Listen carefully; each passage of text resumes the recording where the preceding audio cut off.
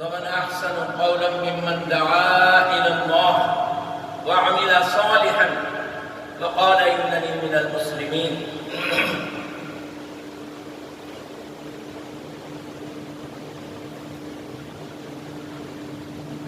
محترم بزرگوں، معزز سامعین کرام، عزیز نوجوانوں، اللہ وحدہ لا شریک، پاک اور بے عیب ذات کا بے انتہا شکر احسان، رب غفور نے ہم سب کو اشرف المخلوقات میں پیدا فرمایا اور سارے انبیاء کی امتوں سے چھانٹ کر کے امام الانبیاء محمد مصطفیٰ صلی اللہ علیہ وسلم کی امت میں ہمارا شمار فرمایا۔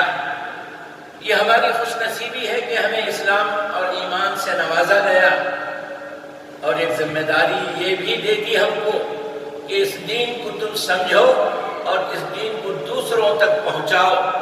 اللہ ہمیں اس کی توفیق عطا فرمائے۔ ربیع الاول کا مہینہ ہے،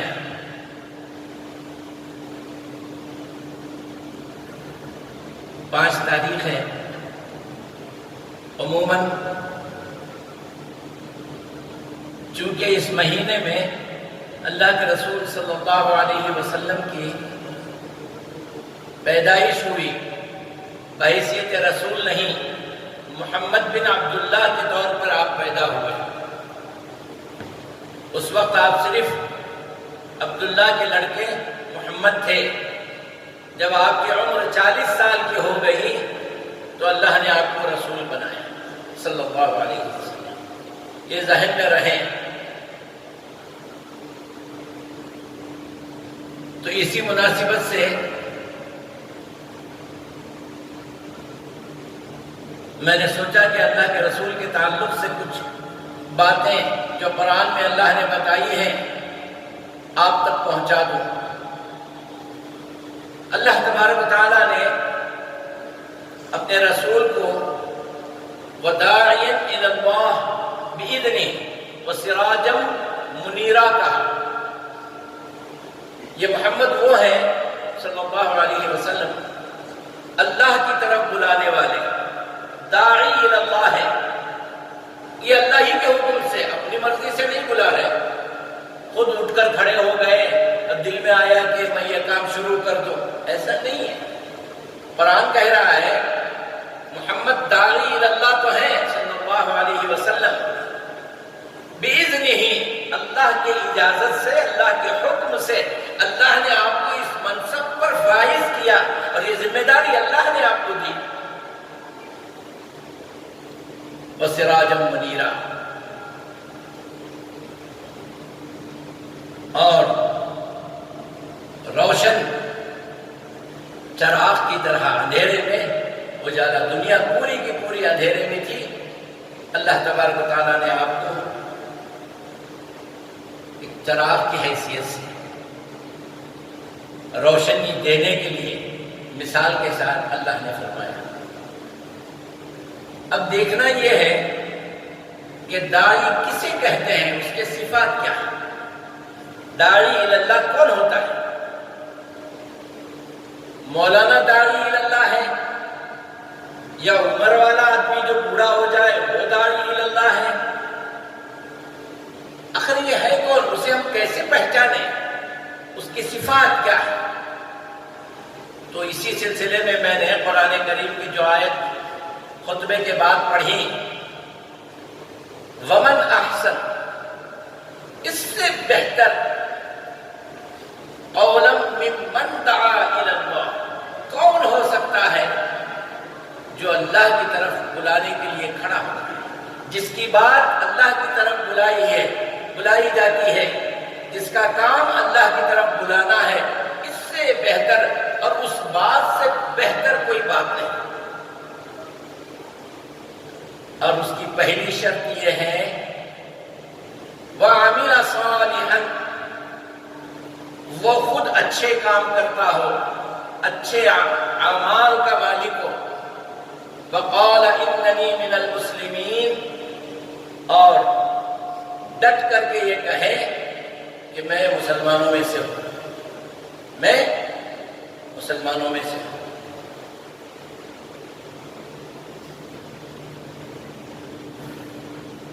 یہ 3 شرطیں داعی اللہ کی ہیں. ایک خالصتاً للہ مخلصاً لہ الدین، صرف اللہ کے لیے اللہ کی طرف بلانے والا ہو، اس میں اس کا کوئی مقصد دوسرا نہ ہو. دوسری شرط عمل صالح اس کے اندر ہو. اس کے خود اپنے عمل تو صحیح نہیں ہے لیکن اچھے کام کے لیے اٹھائے، دوسروں کو اچھی باتیں بتاتا ہے. ایسا نہیں ہونا چاہیے. داعی اللہ کو چاہیے کہ اس کے اعمال صحیح. تیسری بات، ڈگمگ ہونے والا ایمان نہ ہو.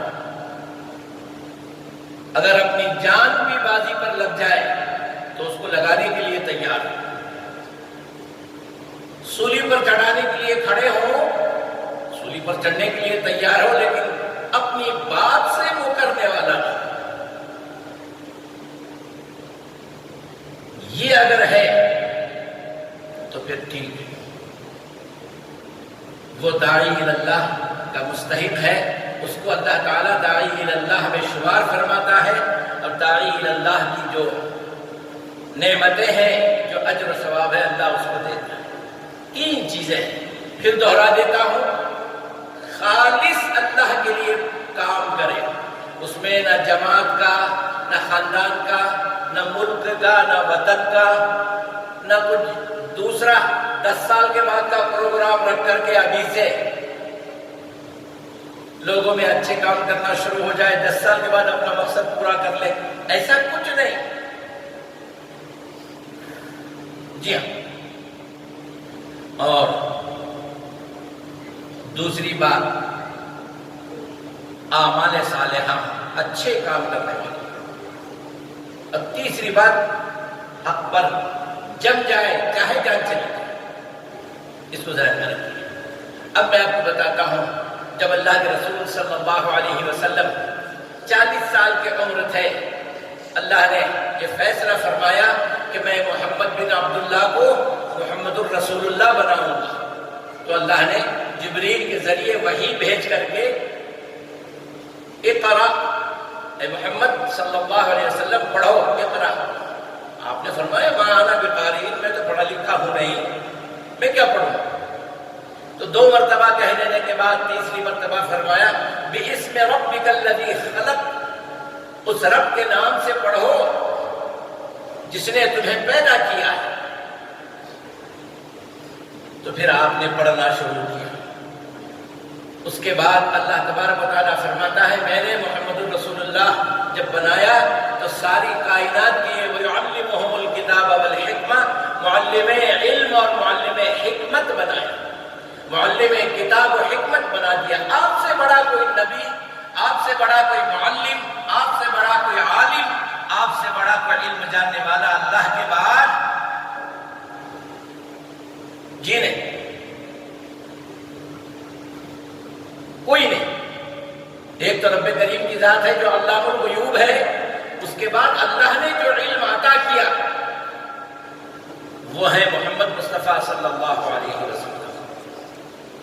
آپ کی بڑی شان ہے، لیکن اس شان کو شان کی حد تک ہم کو سمجھنا ہے. اس میں زیادتی کر کے غلط باتیں، محبت میں دیوانے ہو جانا، یہ اسلام نہیں ہے. جیسے کہا گیا تھا محمد کو خدا کہوں تو محمد کو کیا کہوں،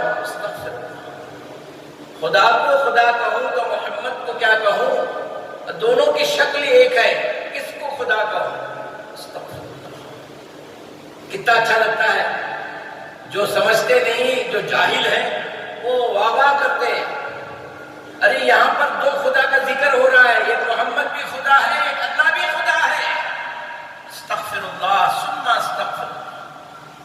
محمد اللہ کے بندے ہیں، تم خود گواہی دیتے ہو، یہ شعر پڑھنے والا بھی گواہی دیتا ہے. اشہد ان محمدن، پہلے عبدہ بعد میں ورسولہ. محمد اللہ کے بندے ہیں اور پھر اس کے رسول ہیں.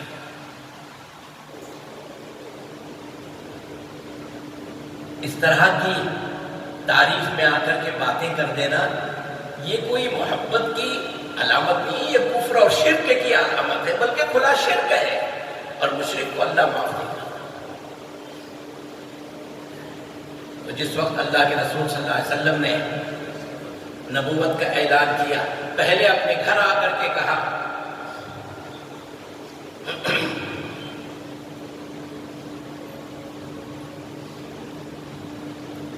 پہلے اپنے گھر میں آ کر کے کہا اللہ نے مجھے رسول بنایا ہے، میرے پاس جبریل آئے، میرے پاس وحی آئی، تو آپ پر پہلے ایمان لانے والی ام المومنین خدیجہ الکبریٰ تھی، اس سے پہلے آپ پر کوئی ایمان نہیں لایا۔ یہاں ذرا سوچنے کی بات ہے، آپ جس وقت اللہ کے رسول نبی بنے، رسول بنے، اس وقت محمد صلی اللہ علیہ وسلم کا اور خدیجہ الکبریٰ کا 15 سال کا ساتھ تھا۔ نکاح ہونے کے بعد 15 سال بیت گئے تھے، نبی کی شادی ہوئی، نکاح ہوا 25 سال کی عمر میں، اور جس عورت سے نکاح ہوا وہ 2 مرتبہ کی بیوہ تھی خدیجہ الکبریٰ، اور آپ کی عمر 40 سال تھی۔ 25 سال کا کنوارا نوجوان 40 سال کی ڈبل بیوہ عورت سے نکاح کر رہا ہے، اور یہ بھی اللہ ہی کی مرضی سے۔ ان باتوں کو سمجھیے، یہ نبی کی سیرت ہے، نبی کی تاریخ ہے۔ ایک مسلمان کو ان باتوں کا علم ہونا چاہیے۔ ہم جس کو رسول مانتے ہیں، جس کا کلمہ پڑھتے ہیں، اس کے حالات زندگی کیا ہے، یہ آپ کو سمجھنا ہے۔ کھانا کھلا دینے سے پکے عاشق رسول نہیں بنتے میرے بھائی۔ کھانا کھلا دینا لوگوں سے پیسے لے کر کے وہ الگ چیز ہے۔ ان سے پوچھئے کہ محمد کے بچے کتنے ہیں، محمد کی بیویاں کتنی ہیں، نہیں معلوم، اور وہ سمجھتے ہیں کہ ہم بہت اچھا کام کر رہے ہیں۔ اللہ آپ کے جذبے میں اور بھی ترقی دے، آپ کو دین کا جذبہ آئے، محمد کی محبت آ جائے، محمد کے لیے جان دینے کا سلیقہ آ جائے، لیکن صحیح طریقے سے، لیکن صحیح طریقے سے۔ وہ دل ہی کیا جس کے اندر محمد کی محبت نہیں صلی اللہ علیہ وسلم، وہ دل نہیں ہے، وہ مومن نہیں ہے، کسی محمد سے محبت نہیں ہے۔ ہونا چاہیے، لیکن اس کی ایک حد ہے، اس کا طریقہ ہے، اس کے اصول ہے۔ کچھ آداب تو قرآن نے ہم کو بتائے، محمد سے بات کیسے کرنا، ان کے گھر جانا تو کیسے جانا، یہ ساری باتیں قرآن نے بتائی ہیں۔ جو ہم کرتے ہیں وہ محبت نہیں ہے، اس کو سمجھ لیجئے، اس کی اصلاح کر لیجئے۔ میں یہ نہیں کہہ رہا ہوں کہ آپ کا جذبہ غلط ہے، اس کو صحیح موڑ پہ لائیں۔ تو یہ 15 سال کا جب نبی کی عمر 40 سال کی ہو گئی، تو خدیجہ الکبریٰ 55 سال کی ہو گئی۔ کتنے سال کی؟ 55 سال کی عمر میں جب اللہ کے رسول آئے، زملونی زملونی، مجھے چادر اڑا دو، اس لیے کہ جبریل نے آپ کو دبوچا تھا، اور آپ گھبرا کر پسینے میں شرابور ہو کر کے اس وادی سے نیچے اتر کر گھر آئے۔ تو سب سے پہلے خدیجہ الکبریٰ نے آپ پر ایمان لائی۔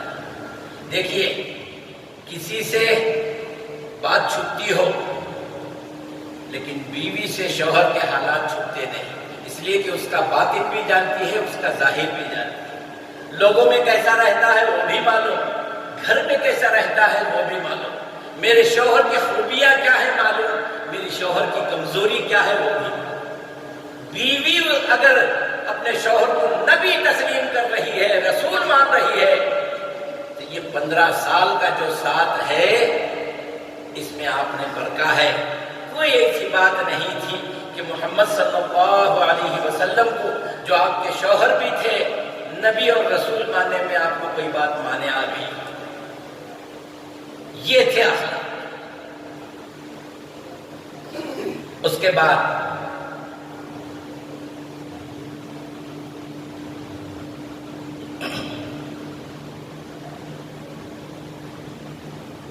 دوسرے نمبر پر زید بن حارثہ ایمان لائے۔ یہ جب آپ کے پاس آئے تو 15 سال کے لڑکے تھے، جب آپ نبی ہوئے تو 30 سال کے جوان تھے۔ تو اس 15 سال کے عرصے میں آپ نے اللہ کے رسول کو کوئی ایسا عمل کرتے نہیں دیکھا کہ غلام کو اپنے مالک کو رسول ماننے میں دیری ہو گئی ہو۔ آپ نے بھی کلمہ پڑھ لیا، 30 سال کے عمر کے تھے۔ یہ وہی زید ہے جن کا نام قرآن میں ہے اور قیامت تک رہے گا۔ فلما قضا زید منہا وطرا زوجناکا۔ تو زید بن حارثہ نبی کے غلام، جس کو اللہ کے رسول نے پہلے منہ بولا بیٹا مان گئے تھے، ان کا نام قرآن میں آیا ہے۔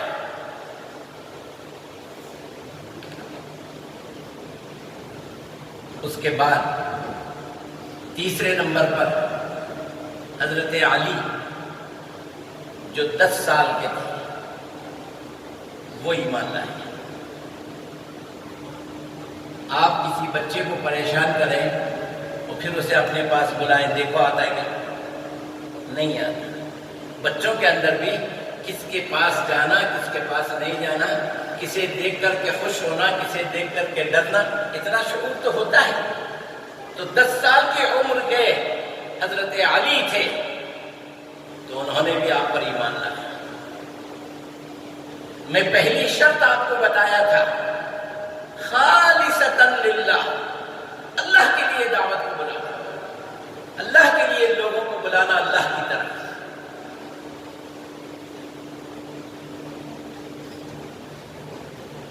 اس کی مثالیں میں آپ کو بتاتا ہوں۔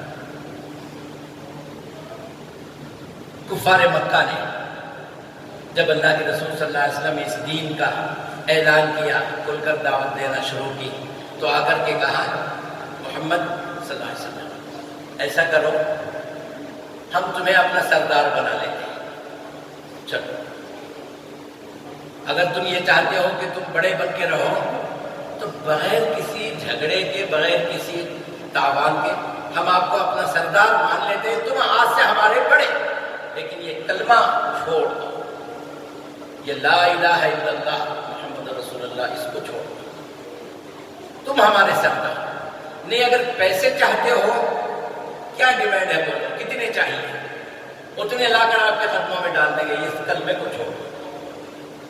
یہ آپ کا منشا یہ ہے کہ کسی خوبصورت اور حسین عورت سے آپ کو نکاح کرنا ہے تو آپ بتا دو کہ کون کون ہے، ہم سب کو لا کر آپ کے نکاح کریں گے، دنیا کی ہر چیز آپ کے لیے ہم مہیا کریں گے، اس کلمے کو چھوڑ دو۔ وَعَمِلَ صَالِحًا وَمَنْ أَحْسَنُ قَوْلًا مِّمَّنْ دَعَا إِلَى اللَّهِ۔ یہ وہی پہلی شرط ہے، خالصتاً للہ، اللہ کے لیے دعوت کے لیے کھڑے ہو جائے، اس میں اپنا کوئی ذاتی مفاد، کوئی ذاتی مقصد نہ ہو۔ تو اللہ کے رسول صلی اللہ علیہ وسلم نے جواب میں ارشاد فرمایا، تم میرے ایک ہاتھ میں چاند اور ایک ہاتھ میں سورج لا کے رکھ دو، تب بھی میں اس کلمے سے باز نہیں آؤں گا، تب بھی نہیں باز آؤں گا۔ اگر میری جان بھی لینے پر تل جاؤ تب بھی میں اپنی اس دعوت سے باز نہیں آؤں گا۔ یہ ہے خالصتاً للہ۔ ایک منظر میں آپ کو دکھاتا ہوں تھوڑی دیر کے لیے۔ یہاں سے ہم بھدراوتی جاتے ہیں، وہاں نالے کے پاس غیر مسلم، دشمنان دین، دشمنان مسلمان، دشمنان اسلام کھڑے ہو کر جو بھی مسلمان آ رہا ہے اس کو قطر کے ڈال رہے ہیں، 2 ٹکڑے کر رہے ہیں۔ تھوڑی دیر کے لیے معلوم، کئی لاشیں پڑی ہیں، کئی سر الگ پڑے ہیں، کئی دھڑ الگ پڑے ہیں۔ ہم میں سے ایک آدمی گیا، معلوم نہیں تھا اسے، اس منظر کو دیکھا، اب اس سے پوچھے تو بھی مسلمان ہے؟ تو وہ دیکھ کر کے اب کیا جواب دے گا؟ اگر ہاں میں بھی مسلمان ہوں کہوں گا تو میرا بھی سر الگ دھڑ الگ کر دیں گے۔ نہیں میں مسلمان نہیں، کون بولے؟ یہی جواب ملے گا نا، جواب یہی ملے گا نا، اس لیے کہ جان جا رہی ہے، سامنے لاشیں پڑی بھائی، خون میں لت پت، کئی لوگوں کو کاٹ کے ڈال دیا. اب ہم سے پوچھا جا رہا ہے غیر مسلم ہے چل جا. دوسرا آیا, اس نے دیکھا کہ یہ تو سب مر گئے, وہ بچ گیا. کیسے بچا؟ وہ بولا کہ نہیں میں مسلمان نہیں ہوں. تو یہ منظر دیکھ کر جو انسان نہیں میں مسلمان ہی ہوں, مار دیں گے, چلو مارو, لا الہ الا اللہ محمد رسول اللہ صلی اللہ علیہ وسلم. تو جو اسلام کے لیے مرنے کے لیے تیار ہے وہ خالصتاً للہ اللہ کے دین پر ہے, اور جو اپنی جان کی حفاظت کر کے ڈرنے کے لیے تیار ہے وہ مسلمان ہے. میں نے ایک مثال آپ کو دیا, ایک منظر آپ کے سامنے ایک سین پیش کر کے بتایا. ہماری اوقات, ہمارا ایمان کتنا ہے, اور صحابہ کرام رضوان اللہ علیہم اجمعین کا ایمان کیسے تھا. تو اللہ کے رسول سے بھی کہا گیا محمد ہم تمہیں ختم کر دیں گے, کر دو, میرا رب مجھے بچائے گا. تو ختم کرنے کے لیے بھی آئے گھر پر. کیسے آئے؟ ایک آدمی نہیں آیا, ہر قبیلے کا, جتنے خاندان قبیلے جتنے گروپ تھے, شیخ کے گھرانے کا ایک, پٹھان کے گھرانے کا ایک, سید کے گھرانے کا ایک, جی جتنے بھی گھرانے ہیں سب گھرانے کا ایک ایک آدمی مل کر کے سب مل کے ماریں گے, ختم ہی کر دیں گے آج رات کو اسے. اگر کوئی ایک آدمی مارے گا تو اس کے جتنے خاندان والے ہیں وہ اسے ماریں گے, سب جنے مل کے ماریں گے تو کسے کسے ماریں گے. یہ سوچ کر کے پلان بنایا. اللہ نے آپ کو اطلاع کر دیا آج رات آپ کو لوگ مارنے والے ہیں, آپ وہاں نہ رہیں, آپ وہاں سے چلے جائیں اور اپنے بستر پر علی کو سلا دیں. یہ اللہ کا حکم تھا. اللہ کے رسول صلی اللہ علیہ وسلم اپنے بستر پر علی کو لٹا دیے اور کہا یہ امانتیں فلاں فلاں کی ہیں, صبح ان کو دے دینا جس کی جو امانت ہے وہ. دیکھیے اپنی جان کے دشمنوں کے ساتھ بھی اخلاق کیسے ہیں, وفاداری کے. اے ظالمہ مجھے مارنے آ رہے ہیں, ان کی چیزیں کیا میں واپس کرنا سا. یہی وہ چیز تھی جو دعوت میں سب سے پیش رہی, اچھے اخلاق. جی ہاں, تو لوگ تو پورے گھیرے ہوئے تھے. اللہ کے رسول باہر نکلے, ایک مٹی اٹھائی, اللہ کے حکم سے آپ نے چاروں طرف پھینک دیا اس کو, اور اب ان کے سامنے سے گئے, ان کو پتا نہیں. اللہ نے بچا لیا, اللہ نے بچا لیا. تو یہی میں کہہ رہا ہوں, پہلی شرط کیا ہے؟ خالص دین کے لیے اس میں کوئی مفاد نہیں ہونا, نہ جان کی فکر ہونا, نہ وطن کی محبت, نہ خاندان کی محبت, نہ دنیا کا کوئی مقصد, کچھ نہیں. میں صرف اللہ کے لیے اٹھ کے کھڑا ہوں اور یہ کام میں کر زندہ رہوں گا تو یہ کام کروں گا, اور اللہ موت دے دے تیرے راستے میں تو چلے جاؤں. یہ صفت ایمان اگر اتنا پختہ ہو گیا, ہو سکتا ہے کوئی بڑی بات نہیں ہے, کوئی بڑی بات نہیں. الحمدللہ اللہ نے وہ ایمان عطا فرمایا.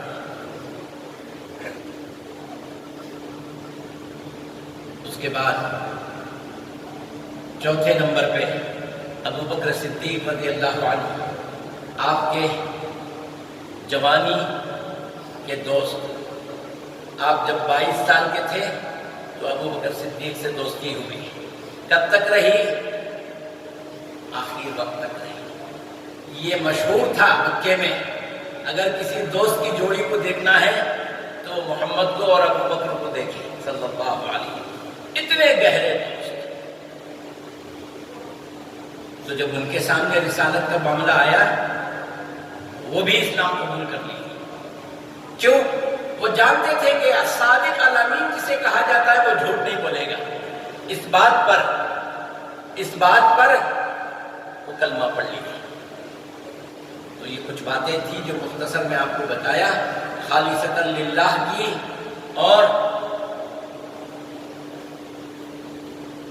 اچھے کام کرنے کی. ابو جہل نبی کریم صلی اللہ علیہ وسلم کا سب سے بدترین دشمن, اس نے خانہ کعبہ کے پاس کھڑے ہو کر کہا محمد سن صلی اللہ علیہ وسلم، میں بارہا کہتا ہوں جب محمد کا نام آئے تو صلی اللہ علیہ وسلم کہہ لیا کیجئے، لیکن آواز آتی نہیں۔ اب نیند میں کہاں سے آواز آئے گی؟ ہوشیار رہو تو آواز آئے گی نا۔ ٹیک لگا کر آدمی مست سوتا رہے تو گھر دکھتا رہتا ہے خواب میں اس کو۔ اللہ اکبر۔ خیر، میں یہ عرض کر رہا تھا، اس نے کہا محمد ہم کو تم سے دشمنی نہیں ہے، تم اچھے ہو ہم جانتے ہیں، تم صادق الامین ہو یہ بھی ہم جانتے ہیں، لیکن تمہاری جو دعوت ہے نا اس سے ہم کو دشمنی ہے۔ تو معلوم ہے کہ دشمن بھی آپ کو اچھا سمجھتے تھے، اچھا تسلیم کرتے تھے، تو یہ آپ کے اخلاق تھے۔ قرآن نے وہی بتایا، داعی کی صفات کیا ہے؟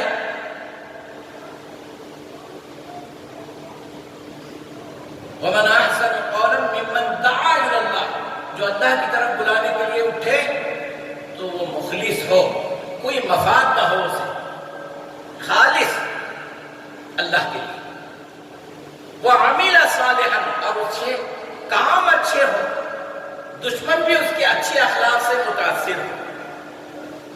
وَقَالَ إِنَّنِي مِنَ الْمُسْلِمِينَ، اور وہ یہ کہے کہ میں مسلمان ہوں۔ دیکھیے حنین کے موقع پر، حنین اللہ کے رسول صلی اللہ علیہ وسلم جس میں شریک تھے، ایک غزوہ ہوا، اس میں اللہ کے رسول صلی اللہ علیہ وسلم پیچھے تھے، صحابہ کی آگے تھی، تو دشمن کو اطلاع ملی کہ اس راستے سے آ رہے ہیں، تو وہ جھاڑیوں میں چھپ کر کے تیر انداز تیروں سے تھے۔ اب جو آدمی انجانے میں چلا گیا اس پر تیریں بوچھار کر دیے، بہت سے صحابہ جو ہیں اس میں گھائل ہوئے۔ اور پھر اللہ کے رسول صلی اللہ علیہ وسلم خود حنین کے وادی میں موجود تھے، تو لوگوں نے گھیر لیا۔ آپ اپنی سواری پر بیٹھ کر ایسا نہیں کہ بھاگ رہے تھے، آگے بڑھ رہے تھے، یہ کہتے ہوئے انا النبی لا کذب، میں اللہ کا نبی ہوں، میں جھوٹا نہیں ہوں، انا ابن عبد المطلب، میں عبد المطلب کا لڑکا ہوں۔ یہ کہتے کہتے آگے بڑھے اور لوگوں پر حملہ شروع کیا۔ آج لیڈر اسی روم میں بیٹھتے ہیں، اپنے گنڈے موالیوں کو بھیجتے ہیں، جاؤ گھروں کو انگار لگاؤ، فتنہ فساد کرو، اور پولیس کی ڈریس پہن کے جاؤ یا پھر برقعے پہن کے جاؤ یا پھر اپنے چہرے چھپا کے جاؤ، حملہ کر کے آؤ۔ یہ آج کا دور ہے۔ ظالموں نے، دشمنوں نے مسلمانوں کے ساتھ یہ سلوک کیا، کرنے کی وجہ ہے مسلمان پکے مسلمان بھی نہیں، یہ پیدائشی مسلمان ہے بس۔ تو اس دور پر اللہ کے رسول صلی اللہ علیہ وسلم کو اللہ نے داعی اللہ کہا، اور اللہ کے رسول نے ہم سے کہا میری امت کا ہر فرد داعی ہے۔ تو چاہیے کہ ہم سب اللہ کے دین کے داعی بنیں، اور اس کے لیے ضروری ہے کہ ہمارے اخلاق اچھے ہوں، ہم نماز کے پابند ہوں، ہم سچ بولیں، ہم کسی کو وعدہ کریں تو وقت پر پورا کریں، وعدہ خلافی نہ کریں۔ ہمارے اندر یہ بڑی کمزوری ہے، وعدہ کرتے ہیں اور یا تو بھول جاتے ہیں یا پھر مکر جاتے ہیں۔ تو یہ برے اخلاق ہمارے اندر سے پہلے نکل جائیں، اچھے اخلاق کے مالک بنے، اور پھر ہماری دعوت کا مقصد صرف یہ ہو اللہ کی رضا کے لیے، دوسرے کسی کام کے لیے نہیں۔ سرسی میں ایک شخص آیا، 8 سال تک وہیں پر رہا۔ 8 سال کا عرصہ چھوٹا نہیں ہوتا، اور اس عرصے میں نماز کا پابند رہا، لوگوں کے ساتھ اچھے سے پیش آتا، ہر دکان میں جاتا ملتا، اور لوگوں سے کہتا کہ کہ بھائی دین کا کام کرو، میں بھی دین کے لیے کام کے لیے اٹھا ہوں۔ اب لوگوں نے اس کا آتا پتا پوچھا نہیں، بھائی اچھا آدمی ہے اچھا آدمی ہے بولتے تھے۔ 7 سال کے بعد اس نے ایک فنڈ ہم بنائے ہیں، اس میں جو پیسہ لگاتا ہے اسے ہم ماہانہ اتنا دیتے ہیں۔ لالچ بری بلا ہے، تو سرسی کے قریب سارے لوگوں نے، آس پاس کے لوگوں نے، سبوں نے کروڑوں روپے اس کے پاس ڈال دیا۔ 8 سال کے بعد 8ویں سال میں جب کروڑوں روپے آ گئے تو وہ غائب ہو گیا، لاپتہ ہو گیا۔ تو یہ 7 سال کی نماز اس کی، نیک آدمی بننا، اس کے پیچھے ایک مقصد تھا اس کا۔ ہاں میں مثال دے کے سمجھایا آپ کو، ہمارا مقصد کسی کی غیبت یا برائی کرنا نہیں، اس طرح کا عمل اللہ کے ہاں قبول ہے۔ تو دین کا کام ہو تو خالصۃ للہ، اور دین کا کام کرنے والا وہ خود صاف ستھرا ہو، جس بات کی طرف بلا رہے وہ اس بات میں پکا ہو۔ اور تیسرا، ڈرپوک آدمی کا کام دین کا کام کرنا نہیں ڈر جائے، میں حق بولا ہوں بھائی آ جاؤ کیا کرتے ہو کر لو، کھڑے ہو جائے۔ جو ڈر کر بھاگ جائے، جس کے دل میں اپنی زندگی کی میاں محبت باقی ہے، اپنی جائیداد کی، اپنی فکر کی، وہ کیا دین کا کام کرے؟ اللہ کے رسول صلی اللہ علیہ وسلم کو مارنے کے لیے آئے تب بھی نہیں گئے۔ صحابہ کرام بدر میں احد میں گئے، سامنے لوگوں کی لاشیں پڑی رہتی تھی اور آپ جو ہیں ڈر کے بھاگتے نہیں تھے، آگے بڑھتے تھے، مقابلہ کرتے تھے۔ ان کو معلوم تھا کہ ہم جس مذہب کے لیے اپنی جان دینے آئے ہیں وہ سچا ہے، وہ اسلام ہے، وہ حق ہے، اور حق پر ڈٹ جائے، حق کے لیے مستحکم کھڑا ہو جائے۔ تو تیسری بات جو ہے وقال اننی من المسلمین، اور یہ کہے کہ بے شک میں مسلمان ہوں، چاہے حالات کیسے بھی آ جائے، ہم تیرے ٹکڑے کر دیں گے، کر دو میں مسلمان ہوں۔ یہ بات آ جائے تب الحمدللہ اس کا دین سچا پکا ہے۔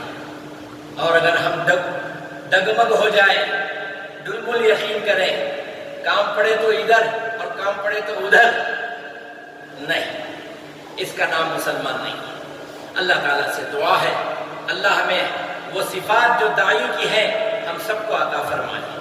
اللہ تعالیٰ ہم سب کو نبی کریم صلی اللہ علیہ وسلم کے دین کو پھیلانے کی توفیق عطا فرمائے۔ بارک اللہ لنا ولکم فی القرآن العظیم ونفعنا وإیاکم بالآیات والذکر الحکیم۔ اللہم صل علی محمد وعلی آل محمد کما صلیت علی ابراہیم وعلی آل ابراہیم انک حمید مجید۔ اللہم بارک علی محمد وعلی آل محمد کما بارکت علی ابراہیم وعلی